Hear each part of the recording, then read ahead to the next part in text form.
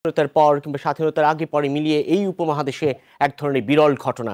এবং সেই সঙ্গে এটিও বলতে হচ্ছে যে যে আরও একটি বিরল ঘটনা, সেটি হচ্ছে যে পরিমাণ সহিংসতার ঘটনা আসলে ঘটেছে। আসসালামু আলাইকুম প্রিয় ভিউয়ার্স, আমার ভিডিওতে তোমাদের সকলকে স্বাগতম। তো এখানে দৈনিক ইত্তেফাক একটি প্রতিবেদন কভার করেছে। তো এখানে বলা হয়েছে, দেখো, পদত্যাগ করে দেশ থেকে পালিয়েছেন শেখ হাসিনা, সঙ্গে আছেন তার বোনও।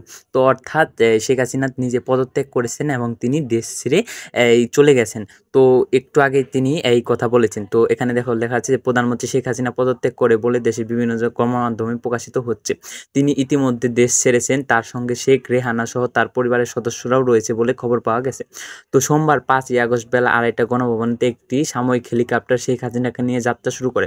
এ সময় তার সঙ্গে ছিল তার ছোট বোন শেখ রেহানা।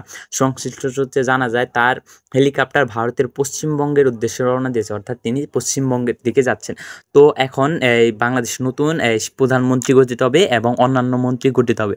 তো ছাত্র জনতার কিন্তু দাবি ছিল প্রধানমন্ত্রী সহ তার বিভিন্ন আওয়ামী লীগের যে নেতাকর্মী আছে তাদেরও কিন্তু পদত্যাগ চেয়েছিলেন, শিক্ষামন্ত্রী, সড়ক পরিবহন মন্ত্রী, আরও বিভিন্ন অনেকেরই পদত্যাগ চেয়েছিলেন। তো দেখা যাক তারা পদত্যাগ করে কিনা। তো এটা ভবিষ্যতে নির্ভর করবে। আর ভবিষ্যতে প্রধানমন্ত্রী কী হবে সেটা সেনাবাহিনীর প্রধান, তিনি বাংলাদেশের রাষ্ট্রপতির সাথে আলোচনায় আছেন। তো বাংলাদেশের রাষ্ট্রপতির সাথে আলোচনা করে তারপরে বলা হবে যে ভবিষ্যতে বাংলাদেশের প্রধানমন্ত্রী কে হবে এবং এই অন্যান্য এমপি যে নেতাকর্মী আছে সেগুলো কে হবে। আর যারা বড় বড় দল আছে তারা একসাথে বৈঠক বসবেন, তারপরে কিন্তু নির্বাচিত হবে যে বাংলাদেশের ভবিষ্যতের প্রধানমন্ত্রী কে হবে এবং অন্যান্য মন্ত্রী কে হবে। তো তোমাদের যদি এই শিক্ষামন্ত্রী পদত্যাগ করে তাহলে কিন্তু এইচএসসি পরীক্ষা নিয়ে সংকটে পড়বে।